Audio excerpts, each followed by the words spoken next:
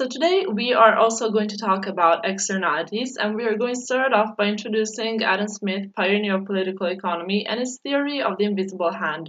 Adam Smith's invisible hand assures that goods and services that we get from markets are efficiently provided. Yet this invisible hand doesn't cover all of our needs due to the presence of the so-called market failures or negative externalities.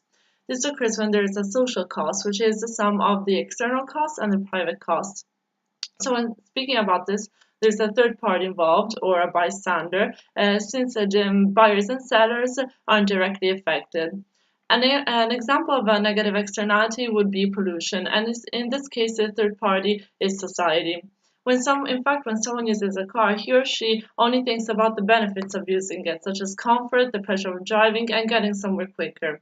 However, there is a cost of pollution, but also the risk of putting other people's lives in danger, traffic congestion, and so on. On the other hand, there are what we call positive externalities, which refer to the benefit that the third party gets.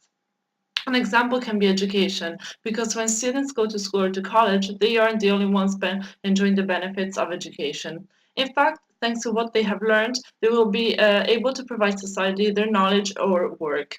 Another example of positive externalities is solar energy, because people use solar panels in order to save money on electricity, and at the same time, the third party, in this case society, would benefit from it thanks to reduced pollution.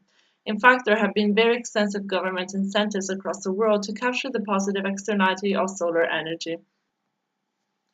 Can we represent negative and positive externalities on graphs? Of course we can. In fact, if we think of the supply curve as a private cost and the demand curve as a private benefit, there will be a shift to the left of the supply curve since the social cost is higher than the private cost. And as a consequence, we will notice that the equilibrium quantity is higher than the optimal quantity. As regards to positive externalities, if we still think of the demand curve as a private benefit, there will be a shift to the right of the demand curve since the social benefit is higher than the private benefit, and consequently we will notice that the optimal quantity is higher than the equilibrium quantity. So there is a range of instruments that the government can use as solutions. And first of all, there are two types of solutions, the private ones and the public ones. As regards to private solutions, there are simple ones such as moral code and social sanctions or collaboration among relevant organizations. The cost theorem affirms that private solutions work if there isn't cost when dealing with the allocation of resources, and so the main parties can solve the problem on their own without the need of a third party. Nevertheless, private solutions don't always work. In fact, sometimes the main actors aren't able to reach an agreement because of transaction costs, which are additional costs that arise when dealing with the arrangement, and this can occur when there's a lack of knowledge or irrational behavior on the side of the interested parties.